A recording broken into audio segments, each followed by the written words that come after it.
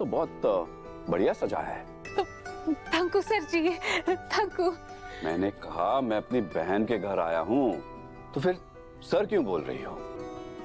भाई बोलो। ठीक है भैया, लेकिन फिर आप भी हमको तुम करके बोलिए। ठीक है। वैसे गिरधर दिखाई नहीं दे रहा है, कहाँ वो? अरे दैया, आप ही ने तो उनको प्रमोशन दिया है। अब मिस्टर जी आजकल ना दफ्तर में बहुत बिजी रहते हैं, बहुत काम करते हैं। तो ये बात है। चलो आज उसे छुट्टी दे देते हैं। एक काम करो राधा, गिरधर को फोन लगाओ, स्पीकर पे रखना, आज उसे सरप्राइज देते हैं। अरे वाह, ये तो बहुत फंटास्टिक आइडिया है भैया, अभी फोन लगाते हैं।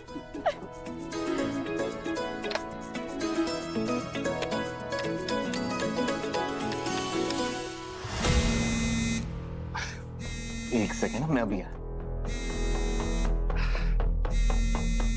किसका फोन है बेबी? और किसका होगा? मेरी फूटी किस्मत, बट गवार राधा। एक सेकंड बेबी, तुम्हें उसका कॉल उठाना चाहिए। पूछो तो सही कि उसका क्या इरादा है। इतना स्पाइसी खाना क्यों बनाया उसने? कहीं तुम्हें मारने का प्लान बना रही है क्या? बिल्कुल सही बोल रहे हो जानू, मैं अभी पूछता हूँ। हेलो मिस्टर जी, आपको एक बहुत रोचक बात बताते हैं, सुनिए। तुम सुनो, जो मैं बोल रहा हूँ ना कान खोल के सुनो। जब भगवान अक्ल बांट रहा था तब तुम क्या दूध की छन्नी लेके खड़ी थी क्या? मिस्टर जी हमारी बात तो सुनिए। बिल्कुल चुप। अरे ये क्या बकवास खाना भेजा है तुमने? हाँ, इतना तेल, इतना ऑयल, इतना तीखा। वैसे तो दुनिया भर की बकवास तुम्हारे दिमाग में भरी रहती है, लेकिन ये बात तुम्हारे दिमाग में नहीं जाती कि कम तेल और कम मसाले डालने होते हैं। सर गिरधर के घर गए थे? सिर्फ गए नहीं थे, गिरधर को ऑफिस छोड़कर तुरंत घर बुला लिया। वो यहाँ इस बदतमीज शनाया के साथ फंसा हुआ था।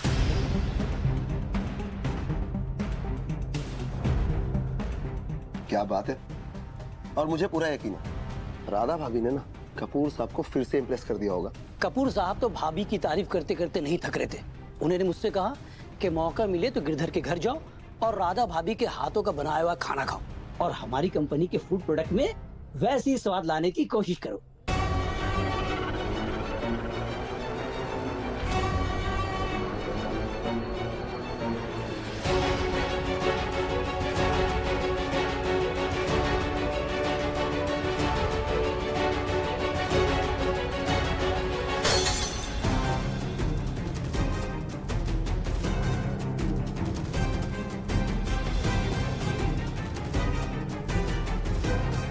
ULS देहातन बहुत हो गया। जब तक हमारी दुनिया अलग थी तब तक ठीक था। ऑफिस मेरा, घर तेरा, मगर अब तू मेरी दुनिया में घुसकर कैरी को मुझसे छीनने की कोशिश कर रही है। शनाया की दुश्मनी ना तुझे रात में सोने देगी ना चैन से रोने देगी। तेरा वो हाल करूंगी मैं जैसे धोबी का, ना घर का ना Whatever. मुंह खोलो बेटा। डॉक्टर ने कहा था रात तक बुखार उतर जाएगा। कितना है? पहले चेक तो करने दो भटकवार। मुंह खोलो बेटा। अरे वाह कियान, बुखार तो पूरी तरीके से चला गया। अब बिल्कुल ठीक हो तुम। जयराम जी की। कपूर साहब तो भाभी की तारीफ करते करते नहीं थक रहे थे। कपूर साहब ने मुझसे कहा कि मौका मिले तो गिरधर के घर जाओ और राधा के हाथों का बनाया हुआ खाना खाओ। इतना अच्छा टाइम बिता रहे थे मैं और गैरी साथ में, लेकिन उस एलिस देहातन की वजह से उसे जाना पड़ा। और फिर ऑफिस ने सबने मेरे मुंह पर उसकी तारीफ की। मधुमक्खी के छत्ते में हाथ डाला है ना तूने, अब देख रानी मधुमक्खी का डंक। वाह गैरी, पहले लंच में मुझे अकेले छोड़ के घर चले गए और अब फैमिली के साथ मजे कर रहे हो। बहुत अच्छा। मेरा क्या, मुझे बुरा लगता है तो लगने दो। वैसे भी मिस्टर कपूर और पूरे ऑफिस वाले तुम्हारे देहातन बीवी के गुणगान गा रहे थे। तुम्हें तो बहुत गर्व महसूस हो रहा होगा ना। एक काम करो, अब से अपनी होनार बीवी के साथ ही रहो तुम, मेरे पास मत आना। बाय।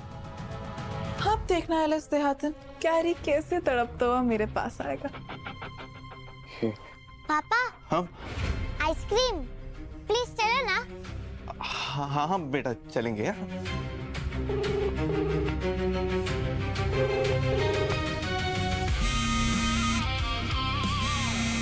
नहीं बेबी सोना, इतने जल्दी तो मैं तुम्हारा फोन नहीं उठाऊंगी, थोड़ी मेहनत और करो।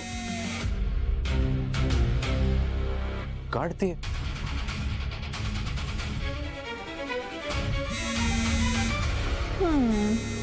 अभी उठा लेती हूँ। जानू जानू मेरी बात तो सुनो। वो सुनी तो रही हूँ गैरी। पहले ऑफिस में सबसे तुम्हारी उस एलिस देहातन बीवी की तारीफ सुनूं, फिर तुम्हारे बहाने, तुम्हारी सफाइयाँ, यही सब सुनती आ रही हूँ। पर मेरी कौन सुनेगा? हाँ जानू मैं क्या करता, मिस्टर कपूर अचानक से घर पे आ गए, मुझे आना पड़ा। अच्छा है ना गैरी, घर पर हो ना तुम, मन तो लग रहा है ना। मेरी तरह अकेले थोड़ी ना हो तुम।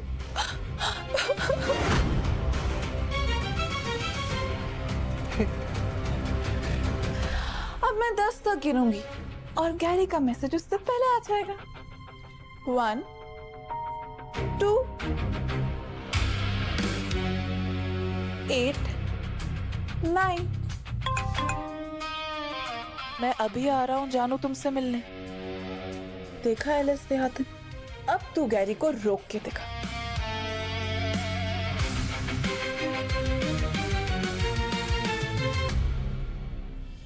रुकिए मिस्टर जी, वो किनू का आइसक्रीम। हाँ अभी नहीं ले जा सकता, मुझे वो ऑफिस जाना है। अरे दैया, अभी तो आए थे और फिर जा रहे हैं। बॉस हो तुम मेरी? हैं? तुम मुझे बताओगी कि मैं कब आऊं और कब जाऊं? मिस्टर कपूर ने थोड़ी सी तारीफ क्या कर ली तुम्हारी, तुम्हारा दिमाग ना 7वें आसमान पे चढ़ गया है। लेकिन मिस्टर जी,